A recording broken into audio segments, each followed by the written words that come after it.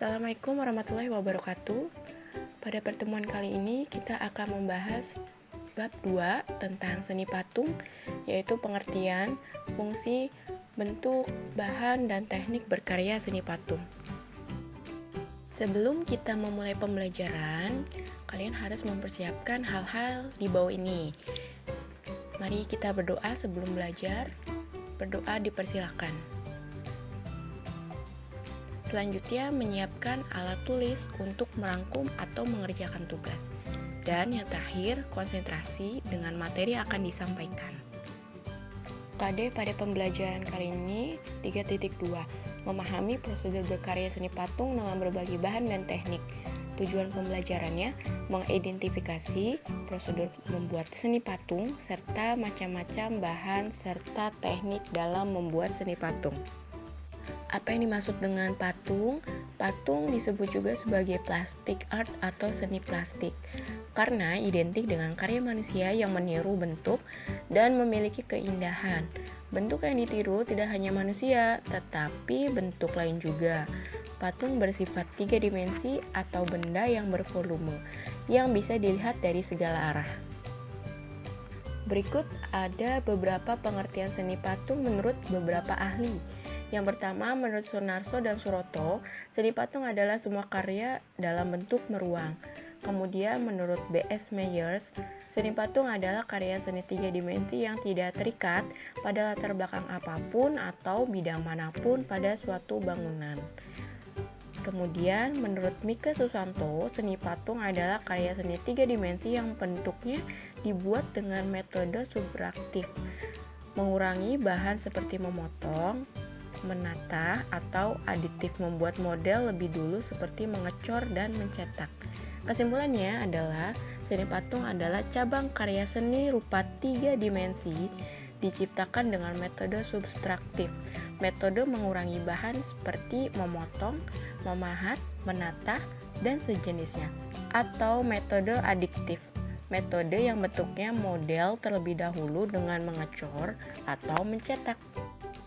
Berdasarkan tujuan pembuatan dibuatnya sebuah patung itu ada 3. Yang pertama, patung sebagai fungsi personal. Nah, patung ini diciptakan untuk kepentingan personal, pribadi, sebagai ekspresi perasaan dan ungkapan pribadi, termasuk tujuan religi atau untuk sarana beribadah. Berikut contohnya, yaitu patung Galeri Nasional Jakarta. Bisa juga mungkin kalian searching di Google tentang patung tujuan religi. Contohnya adalah seperti patung Buddha yang ada di Yogyakarta, kemudian patung-patung yang ada di Bali, dan lain sebagainya. Kedua, patung sebagai fungsi sosial. Diciptakan untuk memperingati peristiwa bersejarah atau mengenang jasa pahlawan dalam sebuah bangsa atau kelompok dalam catatan sejarah. Contohnya bisa dilihat ini patung monumen Pancasila Sakti. Kemudian mungkin kalian bisa cari lagi di Google contoh lain tentang patung sebagai fungsi sosial seperti patung para pahlawan lainnya yang ada di Indonesia. Nah, mereka dibuat dengan tujuan untuk mengenang jasa pahlawan tersebut, maka dikategorikan sebagai patung sebagai fungsi sosial. Yang ketiga, patung sebagai fungsi fisik. Menciptakan dan membuat patung untuk dinikmati keindahannya atau bernilai estetik. Patung yang dibuat sengaja untuk menghiasi taman, dekorasi, kantor, gedung, dan berfungsi memperindah konstruksi bangunan. Jadi memang tujuannya hanya untuk memperindah saja, untuk pajangan saja, tidak mempunyai tujuan-tujuan khusus lainnya. Selanjutnya, berdasarkan wujudnya, seni patung modern dibagi menjadi 2.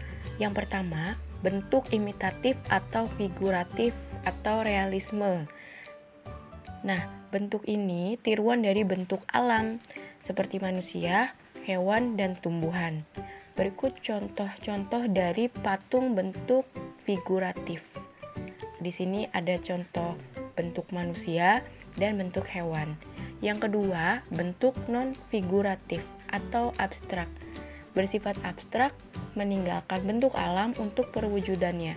Patung yang tidak menampilkan bentuk umumnya dikenal, seperti bentuk yang ada di alam.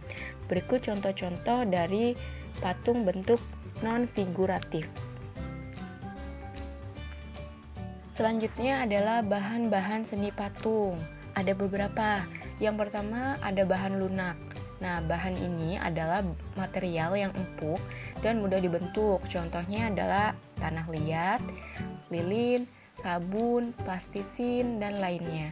Sabun mudah dibentuk, tetapi ukurannya kecil sehingga ada keterbatasan dalam berkarya yang lebih besar. Yang kedua adalah bahan sedang. Bahan yang tidak lunak dan tidak keras. Contohnya kayu waru, sengon, randu, dan kayu mahoni. Yang ketiga, bahan keras, berupa kayu dan batu-batuan. Contohnya kayu jati, sono keling, dan ulin. Bahan keras dari batu contohnya batu padas, granit, andesit, dan batu pualam atau batu marmer. Yang keempat, ada bahan cor atau cetak. Bahan yang dipakai untuk proses cetak yaitu semen, pasir, gipsum, logam, timah, perak, emas, dan bahan kimia fiber atau resin. Yang kelima, bahan-bahan lain yang ada di sekitar atau benda bekas lainnya, seperti kertas kardus, plastik, dan sebagainya yang bisa dimanfaatkan untuk pembuatan patung. Selanjutnya, teknik berkarya seni patung. Ada beberapa teknik untuk membuat seni patung. Yang pertama, ada teknik pahat. Teknik pahat adalah mengurangi bahan menggunakan alat pahat. Misalnya membuat patung dan relief dengan bahan dasar kayu dan batu. Alat yang digunakan adalah pahat dan palu. Yang kedua, ada teknik butsir. Teknik butsir adalah membentuk benda dengan mengurangi dan menambah bahan. Contohnya membuat keramik dengan bahan dasar tanah liat. Alat yang digunakan adalah sudip. Yang ketiga adalah teknik cor. Adalah membuat patung menggunakan alat cetakan, kemudian dituangkan adonan berupa semen, gipsum, dan sebagainya, sehingga menghasilkan bentuk yang diinginkan. Alat yang digunakan adalah cetakan. Yang keempat adalah teknik cetak. Membuat cetakan terlebih dahulu, baru nanti patung yang akan dibuat disimpan di cetakan tersebut.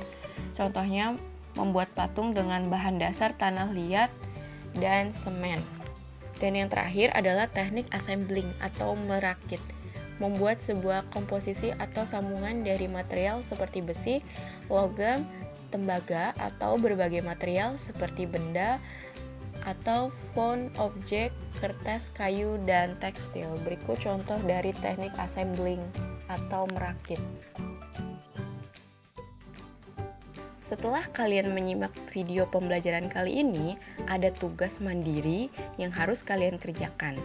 Berikut adalah tugas mandiri tersebut.